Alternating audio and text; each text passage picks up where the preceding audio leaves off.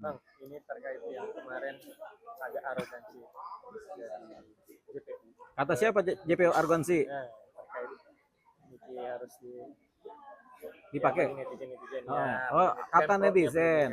Ya. Gimana Bang? Orang kan pandangan beda-beda. Orang rendah hati pun dibilang sombong ada. Orang sombong dibilang rendah hati pun ada. Demikian juga orang berperilaku normal dibilang arogansi juga ada. Jadi kita netralisir itu macam-macam pola pikir manusia itu kan. Jadi kalau dibilang JPU arogansi, kita bilang tidak gitu. Pandangan kita. Jadi JPU biasa aja lah, nggak ada arogansinya gitu. Tapi Bang, banyak yang bilang sebenarnya JPU itu apa sih Bang? Kalau Pak Kuskun sudah malang JPU. Jaksa itu tugasnya adalah melakukan pendalaman materi perkara pidana kriminal yang disampaikan kepada mereka untuk dilakukan dakwaan dan penuntutan. Tugasnya itu melakukan pendakwaan dan penuntutan. Jadi jaksa tugasnya menuntut, begitu. Dia membela kepentingan umum, keadilan masyarakat dia bela, keadilan individu juga dia bela, terutama korban, begitu. Jadi tugas jaksa itu. Tapi banyak yang bilang kok kayak udah melampaui tugasnya dengan ibaratnya kayak merekam juga sih. Ya, jaksa kan tugasnya kan mendapatkan bukti.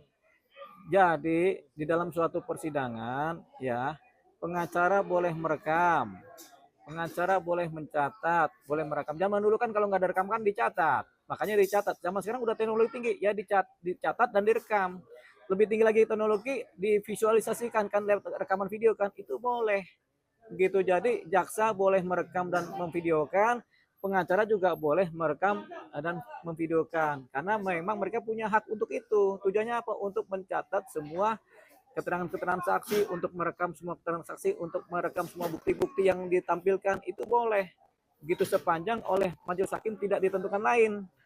Begitu. Tapi kan majelis hakim juga memang itu adalah haknya jaksa dan haknya pengacara. Jaksa boleh merekam baik rekaman suara dan video, pengacara pembela juga boleh merekam baik rekaman suara dan video. Visual. Baru kali inilah ibaratnya karena mungkin seorang komputer kali ya, jaksa megang handphone merekam. Selama ini kita jarang melihat. Enggak banyak kok, banyak perkara-perkara pidana lain banyak tuh jaksa merekam dan videokan tuh banyak itu. Karena nggak disorot aja itu. Jadi karena nggak disorot, jadi akhirnya kita baru tahu sekarang. Padahal saya juga kalau bersidang suka merekam, memvideokan. Itu biasa itu. Tujuannya apa? Untuk mencatatkan data-data dari persidangan. Itu kalau direkam buat kepentingan pribadi apa nanti atau dihapus? Buat kepentingan, kalau jaksa buat kepentingan penuntutan. Kalau pembela buat kepentingan pledoi. Gitu. Tujuannya itu. Tapi kalau untuk disebar ke medsos nggak boleh kan? Bagian dari HP yang singkat itu ya? Ya enggak, emang jaksa ada menyebarkan kan tidak. Kalau misalnya. Iya, kalau menyebarkan namanya kan mereka lebih jago lah. Nggak mungkin mereka melanggar undang-undang ITE. Pengacara juga nggak mungkin juga menyebarkan itu kan. Gitu. Tapi kalau benar itu disalahgunakan berarti dong. Iya, tergantung apakah yang disebarkan itu melanggar undang-undang ITE apa tidak. Gitu. Tapi kan banyak khususnya ya pro Niki sampai segitunya Niki kemarin kata nangis ngobrol ke hakim sampai segitu abang sebagai selama ini sebagai pengacara yang ya udah tentang ya semua terdakwa perilakunya macam-macam, nggak cuma Nikita Mirzani ya, ada perilaku pembunuh kadang-kadang stres, depresi, ada juga si pelaku kan terdakwa, ada pelaku pencurian juga nangis, ada juga, semua perilaku itu macam-macam, namanya perilaku hasil dari suatu keadaan timbul stimulan di kepalanya, akhirnya dia berperilaku. Perilaku ini kan macam-macam, tertawa, menangis, sedih, sopan, santun, segala macam kan. Nah, bisa jadi perilakunya marah-marah atau nangis atau sedih atau tertawa atau apa. Itu kan perilaku tinggal menimbulkan empati, simpati atau antipati, itu aja kan. Tapi kan perilaku bebas-bebas saja sepanjang tidak melanggar hukum. Yang melanggar hukum gini, ketika dia sedang bersidang tiba-tiba dia ambil pisau nusuk orang, atau dia punya pisau dia tembak orang lagi sidang, itu baru perilaku yang melanggar hukum gitu. Atau perilaku yang caci maki yang merendahkan martabat pengadilan, hakim dikata-katai secara kotor, itu masuk kepada contempt of court gitu. Bang, itu kan terkait tadi JPU ya, kalau terkait hakim yang menolak, selalu menolak bukti rekaman yang dibawa, itu abang gimana? Ya itu udah seharusnya bukti rekaman yang tidak terkait dengan persoalan dakwaan itu harus dikesampingkan demi hukum. Begitu. Itu kapan berarti nanti ada waktunya? Rekaman itu, rekamannya itu kalau relevan kan rekaman itu apakah rekaman mengenai pemerasan apa tidak, bukti pemerasan atau tidak, atau ada bukti. Kalau penyuapan kan beda. kan beda lagi perkaranya. Itu nggak bisa di dalam satu wilayah dakwaan pemerasan. Harus dakwaannya pemerasan. Bukti pembunuhan ya pembunuhan. Jangan tiba-tiba ada cerita tentang penyuapan digabung sama pembunuhan, kan nggak boleh. Gitu. Tapi hakim katanya akan nanti ada waktunya aja bilang begitu. Berarti Ada waktunya, yaitu di KPK atau di mana kan begitu, atau dibikin laporan baru gitu. Emang rekaman apa sih? ya juga ada obrolan keluarga. Emang benar itu? Nah, itu belum Itu aja belum diuji secara forensik, udah jadiin rekaman-rekaman. Jangan nanti daripada timbul fitnah juga. Tapi memang nggak boleh dalam persidangan-persidangan yang dakwanya sudah jelas, tiba-tiba ada bukti-bukti yang tidak relevan atau tidak terkait, kemudian coba-coba dikatakan nggak bisa.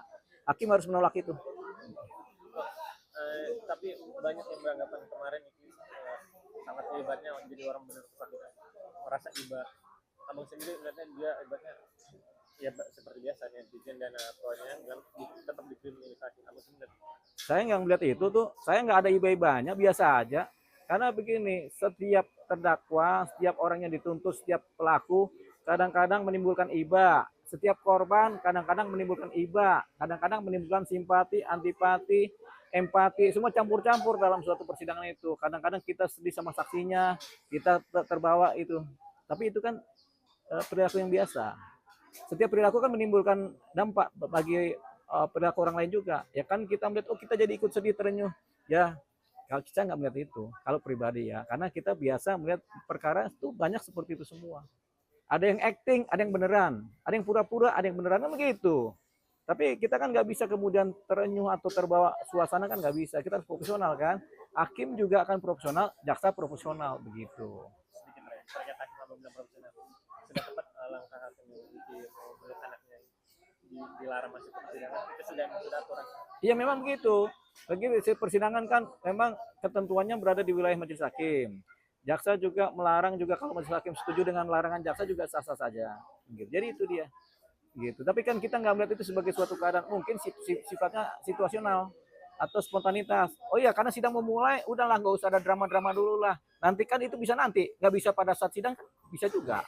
Itu ya kepentingannya adalah kepentingan efektif dan efisiennya persidangan, itu aja kepentingannya. Bang terakhir, kemarin kan yang minggu lalu nih kan agak emosi marah-marah ke hakim gitu.